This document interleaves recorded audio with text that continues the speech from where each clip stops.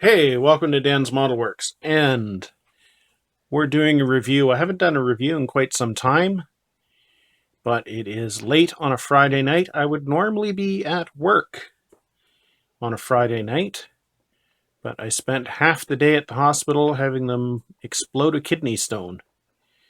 So, not an invasive procedure, but they said, no, shouldn't be driving for 24 hours and you should take it easy. So here I am at night, killing some time because I slept for most of the day.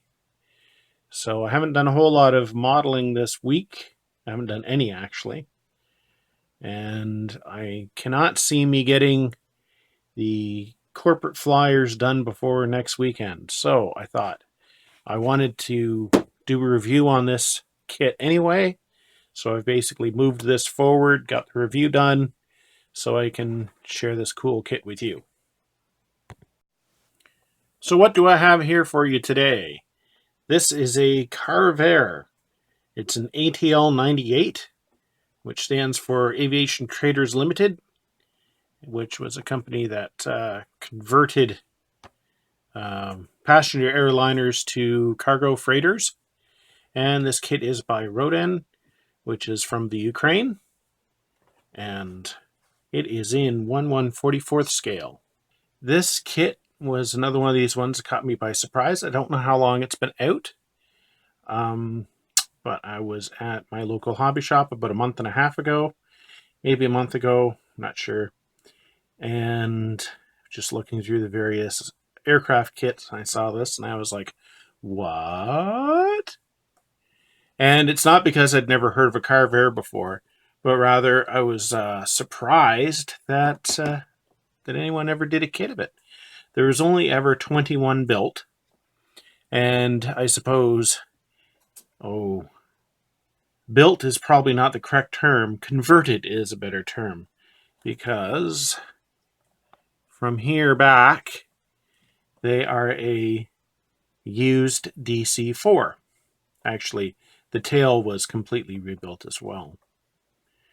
And what they did is they took commercial DC-4s as well as a couple of military C-54s, I believe, and lopped everything off from here forward and built a new front fuselage with, of course, the raised flight deck. Now, what would you use something like this for? Well, basically, there is a nose door that opens up, and it has a capacity for 5 cars in there. And then the remainder of the aircraft still has the capability of carrying 22, 23 people. There was a variation where they could move the bulkhead forward, carry a few less cars, and more people. Now, I have no first-hand experience with this type of aircraft, but I did read about it and see pictures of it in Air Enthusiast magazine, which unfortunately went defunct probably 10 years ago. I loved that magazine because not only would it tell you the history of a specific type of aircraft, but a lot of times it would have many anecdotes about several that had seen different unusual service and things like that. So anyway, that was how I knew what a Carvair was. And if it looks vaguely familiar to you beyond it looking like a propeller-powered 747, if you've ever seen the movie Goldfinger, there is one of these featured in that movie in which they're loading the villain's car, a Rolls Royce, into the nose of it for trans-flight to Europe. So let's see what we get in the box. By the way, this is 1/144 scale, which I should have mentioned earlier, as I struggle to get this open.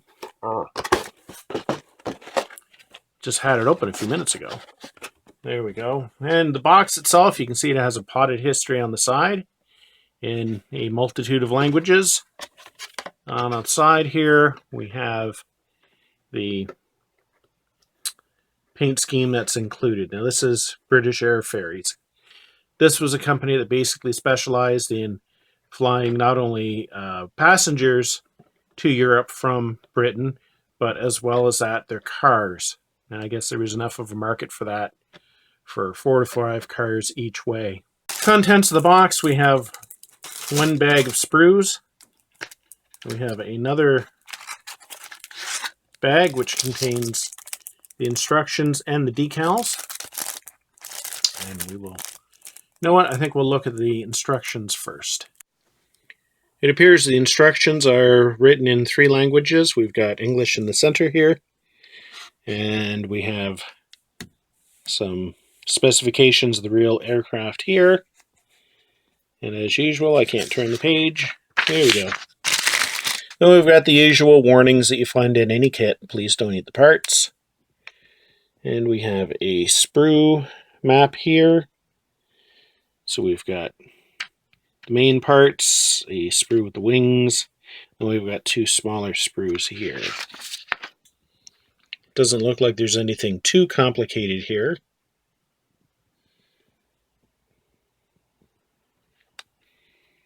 It's hard to get too complicated when you're dealing with 1/144 scale.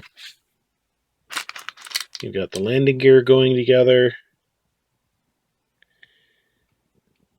And then here we have the engines being mounted.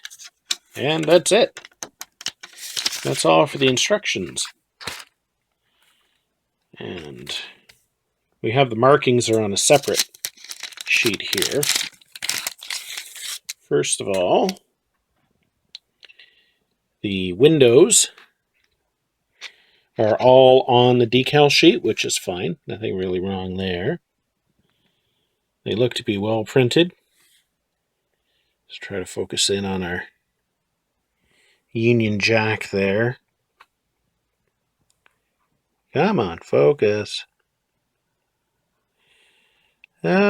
Small registration issues there, but I don't think it's a deal breaker. And of course, then we have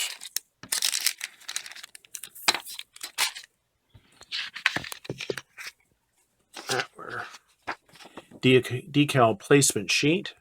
And this is basically the markings that were on the aircraft in 1982. By the way, I should mention that although the original DC-4s were built in 1944 and 45, the Carvair did not fly until 1961 and going into service in 1962. Let's meet the parts. We'll get onto the big sprue here later. Here is 2 of the propellers. And they look pretty good.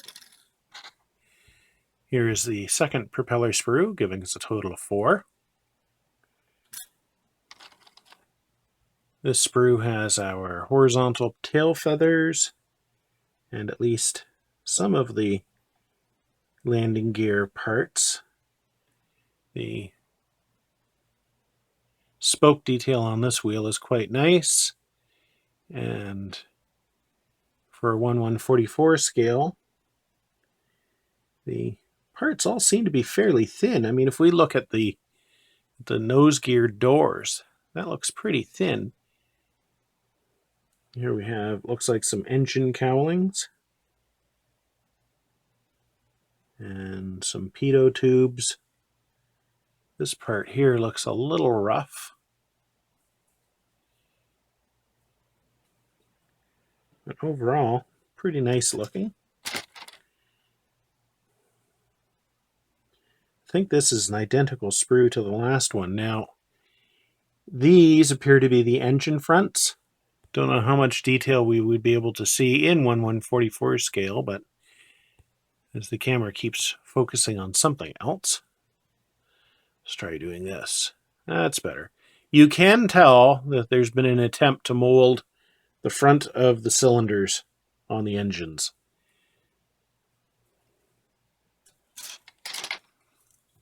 Here is the wing, or I should say the underside of the wing.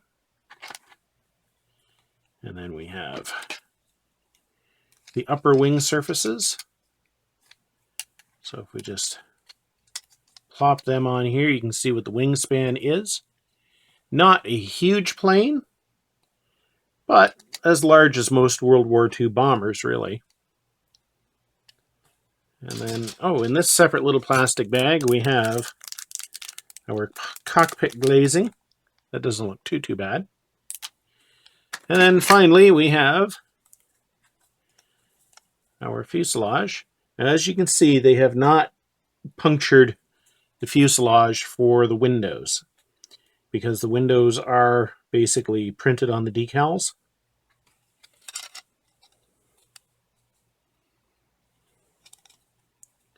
Certainly is a different look. Definitely not quite as sleek as a 747.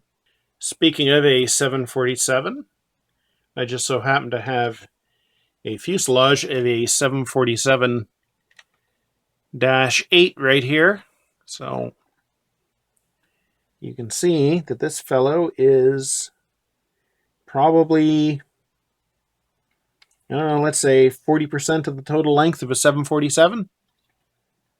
So I'm thinking a similar conversion of a 747. You could probably fit quite a few more cars in it than you could this. Although it was an interesting concept at the time. And of course, the 747 freighter, the dedicated freighter, the nose opens up upwards, but still has the same concept of loading the freight in using an elevator going up to the nose. Yes, I will build this one of these days. Of course, the 747 is by Revell. And if we look at the